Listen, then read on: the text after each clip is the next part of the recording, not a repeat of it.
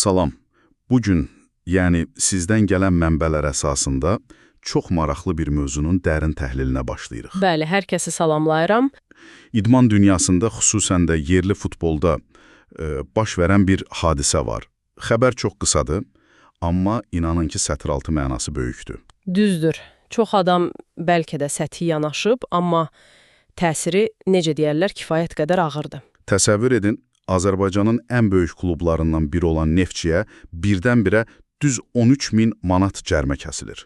Yəni bu elə-belə kiçik bir rəqəm deyil axı. Qətiyyən. Məqsədimiz odur ki, bugün məhz AFFA-nın verdiyi bu qərarın miqyasını və o qısa xəbərin arxasında yatan məqamları sizin üçün aydınlaşdıraq. Açıq danışaq. İdman bürokratiyasında bu cür qərarlar adətən sadəcə vərəq üzərində qalan rəqəmlər olmur. Göndərilər mənbədə fakt, konkret və sərtdir. AFFA birbaşa qərar verir və rəqəm də dəqiq 13 min manatdır. Hədəf də aydındır, yəni Neftçi klubu. Amma bir dəqiqə, gəlin real olaq da. Yəni bu rəqəmi gündəlik həyatla müqayisə etsək, məsələn, poçt kutunuzu açırsınız və içindən gözlənilməz çox ağır bir cərimə qəbzi çıxır. Sizi sarsıdır. Çox pis bir sürprizdir. Mən də onu deyirəm. Amma eyni zamanda düşünürəm ki, axı Neftçi kimi büdcəsi böyük olan köklü bir klub üçün 13 min manat doğrudanmı belə fəlakətdir?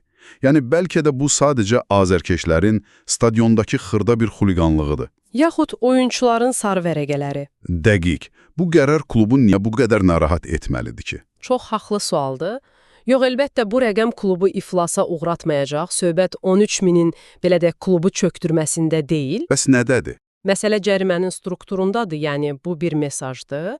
AFFA bu cür standart görünən, amma birbaşa büdcədən kəsilən cərimələrlə klublara bir növ qırmızı xətt çəkir. Anladım. Yəni məbləğ bəlkə fəlakət deyil, amma kifayət qədər hiss ediləcək qədərdir ki, rəhbərlik o azarkeşlərlə və ya problem yaradan oyunçularla oturub ciddi bir söhbət eləsin. Deməli, AFFA birbaşa günahkarla özü məşğul olmur, klubun cibinə toxunur ki, klub özü daxildə problemi həll etsin. Tamamilə doğrudur, bu idarəetmə riçağıdır. Bəs o zaman mənə bu maraqlıdır.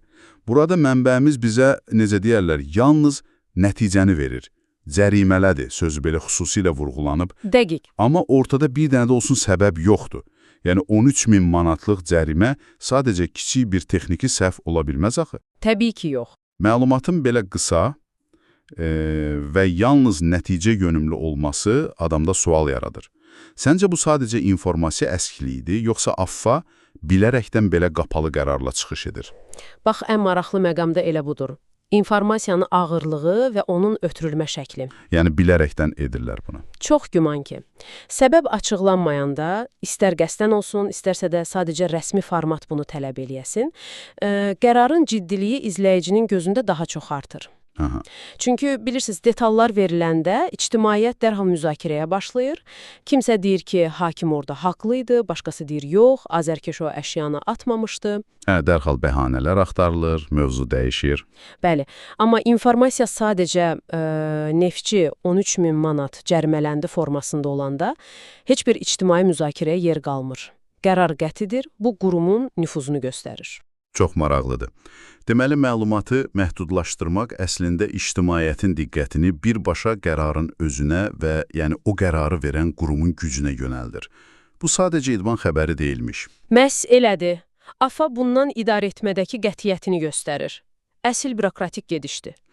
Ümumiyyətlə, bugünkü bu qısa, amma çox mənalı mənbəmiz idman idarəçiliyində pərdarxası məqamları bizə çox yaxşı göstərdi. Sizin üçün də yəqin ki, aydın oldu ki, məlumatın necə təqdim olunması bəzən faktın özündən daha önəmlidir. Düzdür. Bu, istənilən təşkilatda və ya biznesdə belədir. Bəli, hər yerdə işləyir bu qayda. Və bütün bunlar məni sonda çox provokativ, maraqlı bir fikrə gətirib çıxarır.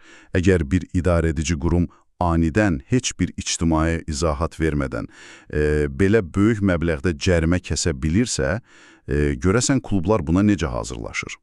Yəni, büdcə baxımından deyirsiniz? Həm maliyyə, həm də psixoloji baxımdan. Görəsən, mövsum başlamamışdan əvvəl klubların büdcəsində sırf bu cür gözlənilməz institusional cərimələr üçün ayrılmış xüsusi bir fond varmı? Bu, həqiqətən düşünməli məsələdir. Yəni düşünün, klub rəhbəri oturub hesablayır ki, görəsən bu il azarkeşlərimizin emosiyaları və oyunçularımızın səhvləri bizə neçə min manata başa gələcək. Bəlkə də klubun daxili siyasətini məhz bu boyda cərimələr dəyişməyə məcbur edir. Bunun üzərində mütləq düşünməyə dəyər. Növbəti təhlillərdə görüşənədək.